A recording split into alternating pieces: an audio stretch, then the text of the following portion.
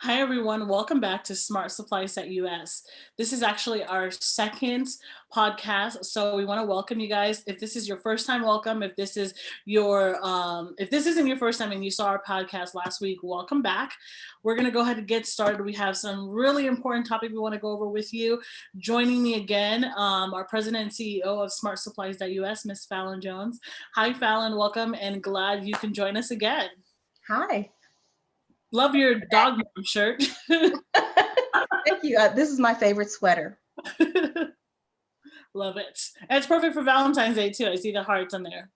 Oh, I didn't think about that. Yeah, Yeah, looks good. thank Okay. you. Well, again, welcome. And again, we have some important topics to talk about. First things first, right? Let's go ahead and address the elephant in the room, right? The biggest thing right now is the current state of our market. So let's discuss that first. Okay.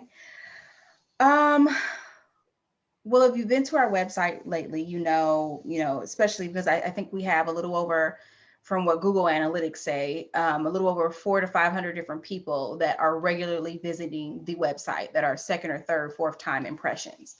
Um, and if you are one of those people, you're noticing that our prices have went up.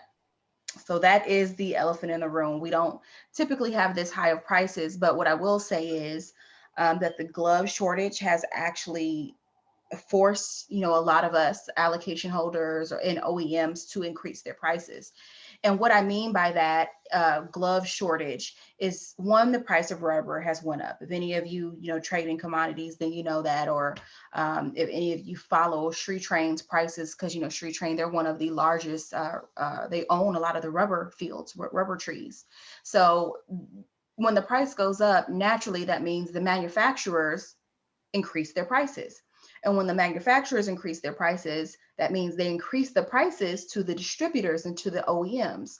They cannot, afford to operate at the same rate. So it's like a trickle down effect. And it really affects, I'm going to say who it affects the most is the OEMs and the allocation holders. And let me explain why. So our contract, and I'm guilty of this, by the way, so I've put myself on the front line, but our contract was at 680. Anyone that does business with us knows we show our contract, we send it to you unredacted. I mean, it doesn't matter to us. It's our contract. So, and it was at 680, but over the holiday, we had like a little bit of a backlog, and it was kind of difficult for us to get out all the gloves. And when we started digging in to figure out why we were being backlogged, it's because the market around Thailand, all the prices were going up. So even we're in the process of negotiating several other contracts, and we're seeing 730 and 750, and prices you never see on the ground, for production in Thailand. So it was getting a bit ridiculous, and my father was not happy about it. He wheels and deals down to every cent. If you tell him it's 215 Thai baht, he's trying to get it for 210 Thai baht. So Right. it's the funniest thing, but it was not working, and we weren't able to negotiate lower prices. And we fought it. We fought it all of December on behalf of us and our customers. We were like, no, we're not increasing our price. Our price is 680. It's staying here. But then you know what happens for the OEMs? If they're buying at a higher price, they're not going to continue to do business with us if we're forcing them to stick to that lower price. So those new customers that are coming in, and those people that are willing to pay, the higher rate, they're going to fulfill those orders, because those businesses can't operate at a deficit. They can't operate in the negative. They can't buy for 670 and then sell to, or they can't buy at 690 and then sell to me at 680. It's never going to happen. So what they actually did was they ended up sending us some of their receipts, and you saw the receipt. I sent you one of them, and when we saw the prices that they were paying, I was like, oh, okay, I understand now. And doing business with them is a little bit different, because they're so my dad's assistant said it best. They want to be perfect, so instead of giving us bad news, they rather just not tell us. Like they want everything to be smooth and perfect. But in Western society, when we're doing business, it's like, hey, this is it. This is what's going on. And we're kind of cutthroat. They're very, very polite and soft. And, they want to give you little bits and pieces, where we're really cutthroat. So they're not used to doing business with us that way. Which is difficult for them to do business with my father and myself, because we're that way.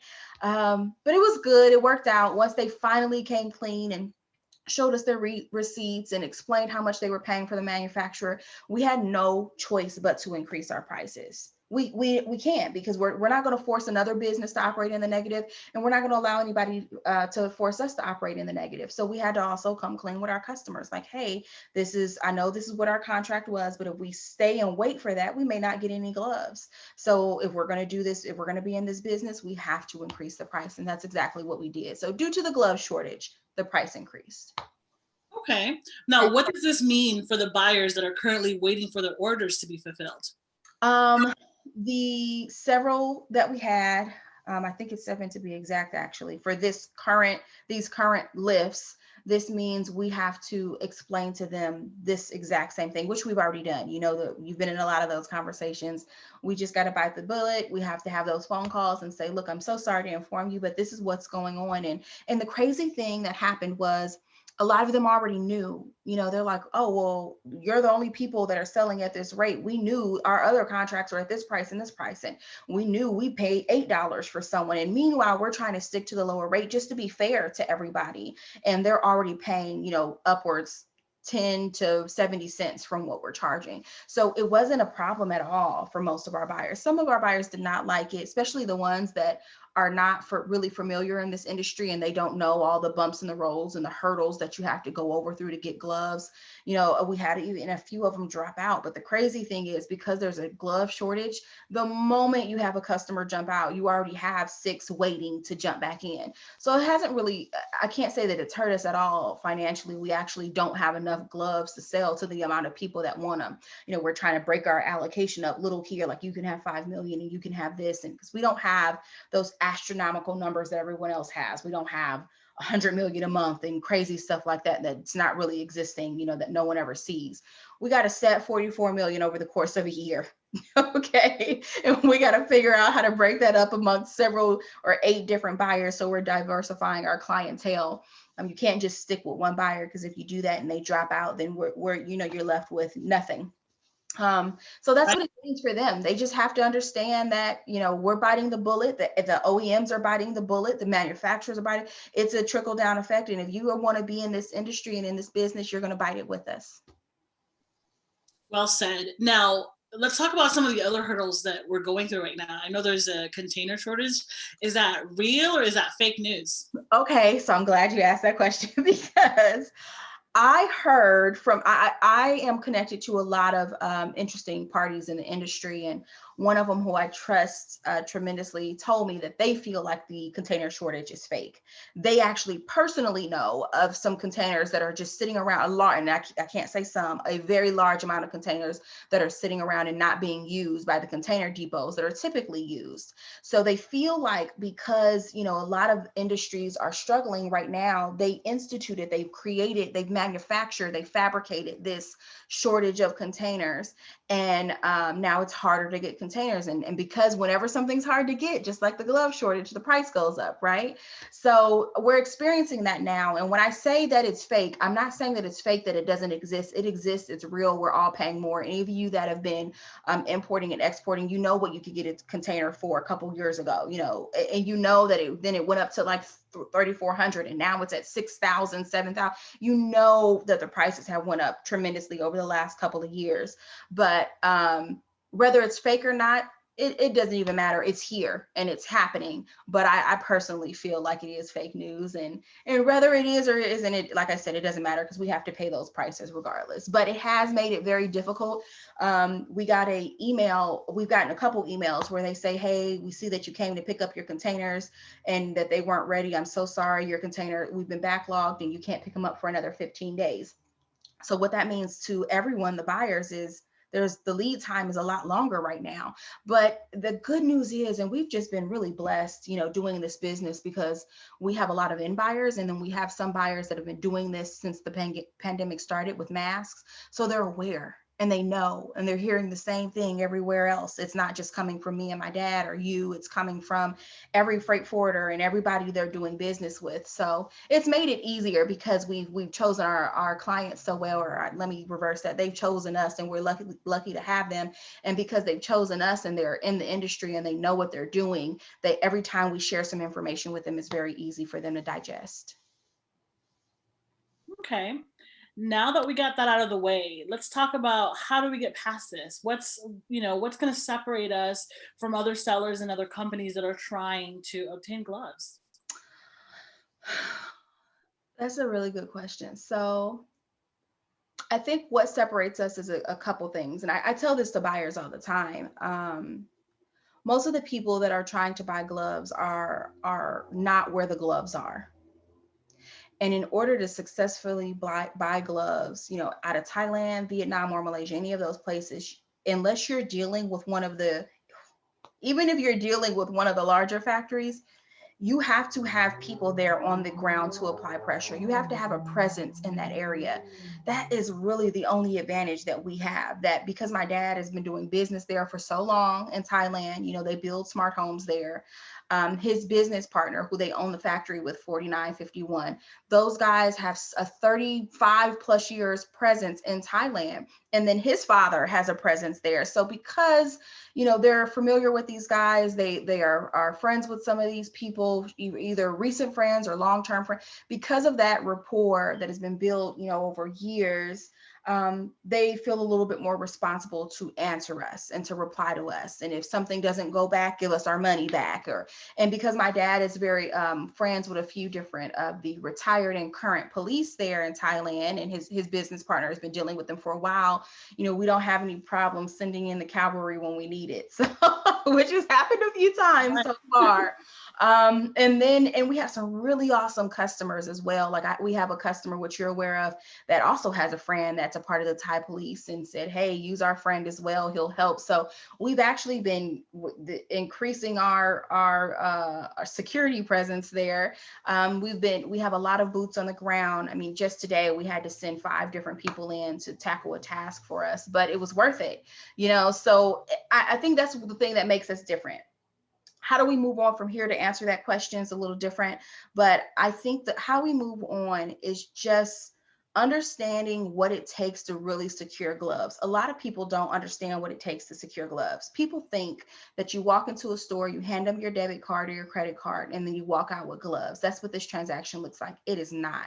That's not at all what it looks like. When you're mixing a pandemic, a glove shortage, constant price increase, greed, people that want more money, money, millions of dollars to shake hands, millions of dollars to send a text message and connect someone to someone else. When you incorporate all of those things into this market, you almost have to take on the task of becoming an excellent marksman. And what I mean by that is people that work to become marksmen, they don't do that in a matter of a day or 2 days or even it takes they practice and they practice and they practice, and they constantly are putting the pieces together, both ends together, until they're hitting the mark every single time. And that's who we are. SmartSupplies.us, we are marksmen. We're not excellent marksmen yet, but we are putting all the pieces together every single day until we hit the mark every single time. And because this business is real volatile, we don't always hit the mark. And when we don't, we try to be gracious and classy and professional through it, and efficient. We like to be time efficient, but because we are constantly trying to hit the mark, it's the thing that separates us from everybody else. So I tell people, if you're not going to try to put both ends together every day, if you're not going to work on the buyer and your supplier side and your vetting and do due diligence, if you think you're really going to make money just by shaking hands and sending a text message, then you don't try this from home. Don't try this from home. You shouldn't be in the industry. You're going to spend a lot of time spinning your wheels over the next 6, 7, 8 months, a year, however long, trying to do this just by shaking hands and sending text messages. And it takes so much more to really make this happen. So if you're willing to stick in it, if you're willing to, put your buyer side and your supplier side together and do your due diligence and do any and everything possible to get to the product and to the actual buyers, then you know what? You should do this. You should be in this industry and stay dedicated and stick to it, because the money and the reward and what we're doing and how we're helping out everyone is absolutely 100% worth it. I couldn't agree with you more. Now, let's talk about what's next. What's next for SmartSupplies.us, Fallon? Okay, well, a lot of you saw that on one of our previous videos. I think our marketing team shared it. My father is in Panama right now. You know that he'll be in Thailand soon.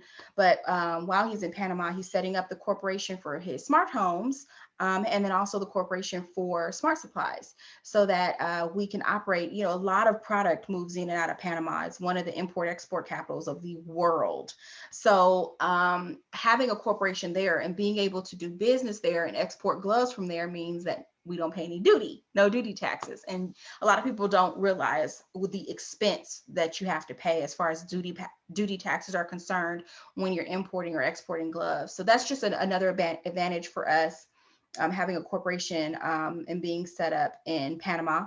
And we're currently negotiating a couple of different contracts right now. A lot of you know about it. We're negotiating with Alpha Glove. We are working on 365. We also just finally established, because my dad's going to be there soon in Thailand. We finally established a really good meeting with High Care, which that's one of the bigger factories that a lot of the smaller factories and OEMs are using their 501k. So High Care is amazing. But it's funny because my dad's partner is actually going to be over there tomorrow, and we're trying to lock down that contract. And then the other contract we're working on, we're setting up the meetings for now, is Shri Train. We already had an end to Shri Train, but we wanted to be as direct as possible. So we're setting up those meetings now because my dad will be there soon. And that's the other thing that, we'll both be in Thailand soon. He'll be there on the 19th. I'll be there a couple days after. And you'll see a whole lot of videos and podcasts from us there in Thailand. Yes, please keep an eye out for that. And it's actually going to be happening more often than we want to. So we're going to continue doing our podcast once a week. But yes, we will definitely be posting videos and images. So stay tuned. Just go ahead and visit our website for any information, any new information. If you have any comments or anything you want us to discuss in the next podcast, please do so. Go ahead and email me at support@smartsupplies.us. Again, our website is www.smartsupplies.us. We want to thank you for watching our second podcast. We're looking forward to the next one. Thank you so much, Fallon, for going over all this necessary topics that you've discussed today, and of course in future topics that we're going to discuss.